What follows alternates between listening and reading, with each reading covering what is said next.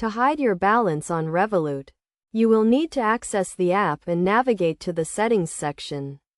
Start by opening the Revolut app and logging into your account.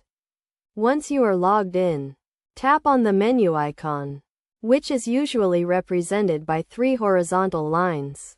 From the menu, select the Settings option, which will take you to a new screen with various account settings. Scroll down to the Account section and look for the Balance Visibility option. Tap on this option to access the balance visibility settings. In the balance visibility settings, you will see a toggle switch that allows you to hide or show your balance. To hide your balance, toggle the switch to the off position. You will then be prompted to confirm that you want to hide your balance. Confirm your selection to complete the process. Once you have hidden your balance, it will no longer be visible on the app's home screen.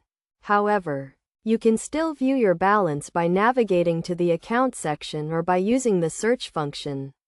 It is essential to note that hiding your balance does not affect your ability to make transactions or access other account features.